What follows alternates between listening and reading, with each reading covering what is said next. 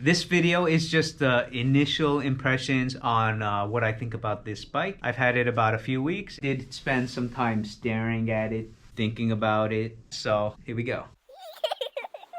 This is just my opinion from having a lot of Bromptons, the steel Bromptons, the Superlight Bromptons, and now T Line Brompton. Over here we have the brakes. The front brake and the back brake, they're the same as the other brakes on the older models. Our steel bike has a lot of rust developing on the brake caliper, so I think I'm gonna swap these out as soon as possible. Headset here, it says FSA, and they're pretty good. Front fork is made out of carbon. It came with the mud guards that I took off, and in order to take them off, they're screwed into the fork here, and now they just have two holes here. So I hope I can find something to fill the holes with just to keep the dirt out. And as we move up to the top here, it does feel a lot more hard, or it's more stable. The 2-speed that I have, it has more flex in the front stem. So far I'm very happy with this design. The brake levers are also look the same as the old ones as well. These can be changed out to make your bike go even lighter. I do like this new design here, because if you watched my older videos, in order to take the handlebar out in and out of the old one, you have to take a soft mallet and bang it out, and you do end up scratching some of it on the side. But this, you just use 4 screws and it'll pop out. So these are probably not titanium screws, so I'm pretty sure these can be replaced easily as well. If you come to the front, the carrier block here design is different as well. You'll see it's flat. It's not 100% flat. The screws, holes here, they stick out a little bit, but it's pretty much smooth. Hopefully accessory makers can make something nice that I can cover this with. I've never used a carrier block for anything. This would be a perfect location for some kind of light bracket, in my opinion. On the stem and the main frame, the hinge pin design has changed dramatically. This is what actually I think is the biggest change from the older Bromptons to the newer Bromptons. If you see here, there's a screw on both sides, so you can take out the screws, and there's a pin on the inside. And the pin on the inside actually rests on 2 bushings. So what that means is the pins and the bushing will wear out instead of the frame. And that's important because if you have a Brompton for a long time, you'll have to change out the pins because they wear out. And on the older models, the pins can wear out, and as well as the frame can wear out. And that's why they have oversized pins that you can use, and you'd have to remount the hole and make diameter bigger so the wider pins can get in there. With this new design, this can probably be done in 5 minutes. You're just taking out the screws, tapping out the pin, and changing the bushings. The bushings look easy to take out. If you're confused about what I'm talking about, it's probably like how the old pin back here works. It looks like it's the same way now. If that is the way Brompton is heading, that's a good design change for any of the Bromptons. All right. We have the levers here. This has been redesigned, and these are the most smoothest levers that I've used from Brompton and aftermarket as well. They spin out super smooth, they're easy to use, and Brompton one stops at the exact spot that you would want it, and that prevents the clamp from turning. These are pretty good. If you want to see what it looks like on the inside, you'll see the nut right there. The stem catcher right here, it's actually now a part of the stem itself. You can see the gap. The gaps are nice here. The gap's nice here. This lever also is nice too. It's super smooth the way it engages, and this part's nice and big, so it's easy to open and close. This new block here is hard, very hard. This got me thinking that my blue bike has the block that's too soft, so I'm actually gonna order a harder block for my blue bike just to give it less squishiness, because this bike is a lot more firm, and maybe that's the problem with the other bike. This is the rear caliper. This is also same as the older ones. So this obviously can be changed to titanium bolts and whatnot. That should lighten it up a little bit, maybe 50 grams. This part right here, it's made out of metal and carbon. The saddle weight about 204 grams, just the saddle alone. So it's very light. The saddle is, so far it's comfortable. This is the new pentaclip that has been redesigned.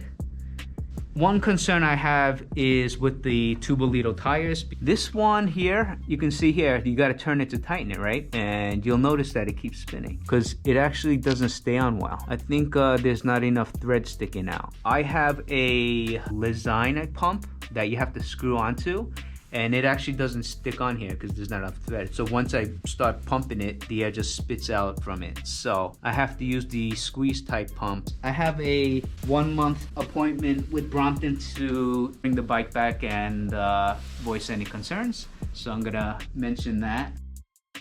We have the easy wheels. These are very big and they roll very nice. This bike I probably won't be rolling a lot, so I am probably going to switch these wheels onto the pink bike and put something a little bit lighter weight and a little bit smaller so they're not sticking out as much. And then we can move on to the back here. You probably noticed that this is a very loud hub, which is my favorite part of the bike because I like the bike to be noisy.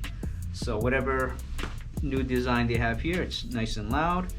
You can see it has the 4 gears here. The chain tensioner's a lot longer. It's pretty low to the ground. You do have to be careful that you don't bang this against the curb. And oh yeah, and the chain, you can see the chain has holes in them, so we'll see if they get clogged with dirt. Oh, it says 10-speed on them. There we go. All right, so this is a 10-speed chain. What that means is the chain is a lot thinner, and I guess that's how they were able to get 4 gears on here. Now we have the chainring. This chainring is a 50T chainring, okay?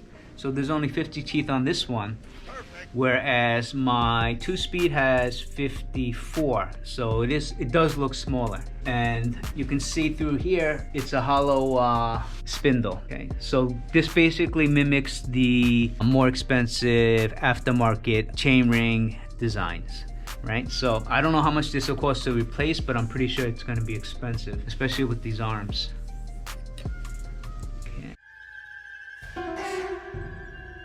And these pedals are quite comfortable. They grip well. I don't have any plans on changing it because the left side uses the magnet that goes into the front here. Also, this part here, right here, the magnet is on this side, so it's not on the bolt. So when you unscrew this and pull the brake out, this is just like the same as the old design, and the difference is in the back. The back contains the magnets, so even if I change out the front titanium, it shouldn't affect the function of the pedal holder, because that's what keeps it on, the magnetic.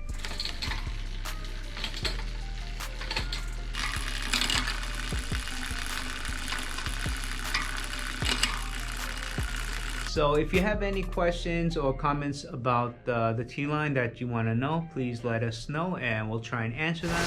In case you were wondering, if you guys have the IT chair, the Pere chair, it won't fit onto the T-Line.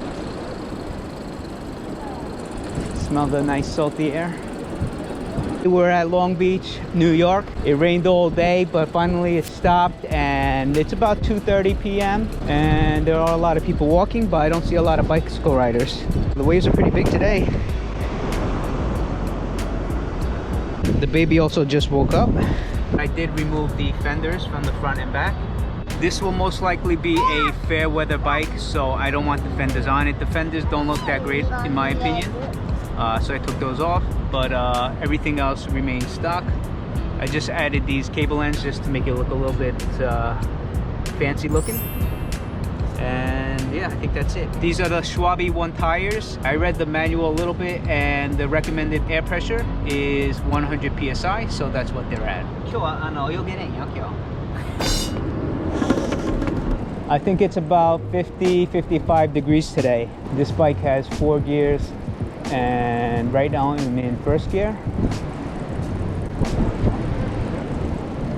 I can tell already this is much faster than the 2-speed, and the 2-speed has the Tannis tires at 80 psi. The difference is basically the hardness of the tire. As soon as I stop pedaling, I can feel the resistance with the Tannis tires, whereas these tires, they just keep going.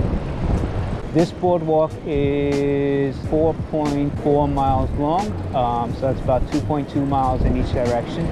This is a great place to ride because the center of the boardwalk is dedicated for the bikes, and the people who are walking are supposed to stay to the left and to the right.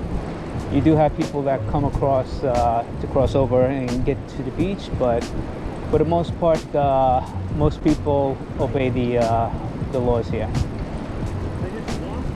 This bike does feel much more stable as well, since the handlebars are wider and these are the stock grips.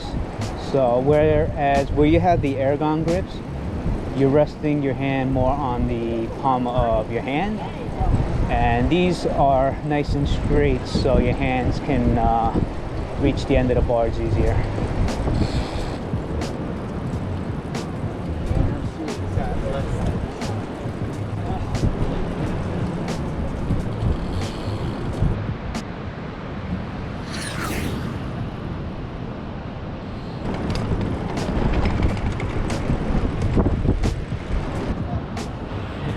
This thing's fast. Picture of all three of you. Oh yeah, sure. Nice helmet there, Viking. Do you like the beach? Thank you very much. There is a speed limit, you know, with a lot of people coming across the lanes. I don't want to go too fast, but this bike feels great, super smooth. The gears shift nice. This is a type of bike that you would buy if you're interested in like road bikes, but don't want a road bike because it takes up too much space. Ah, こっちに来て、こっち来て。 So nice today. Yeah.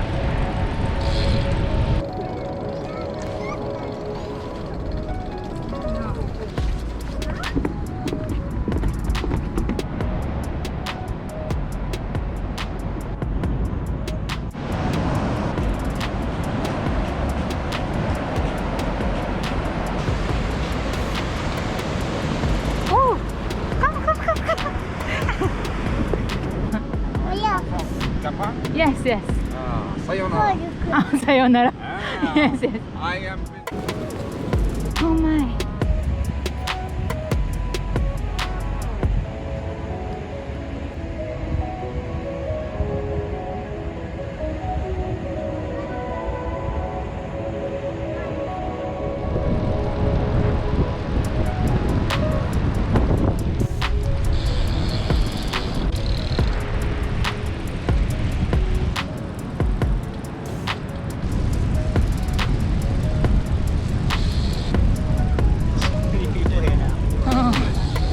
Big difference.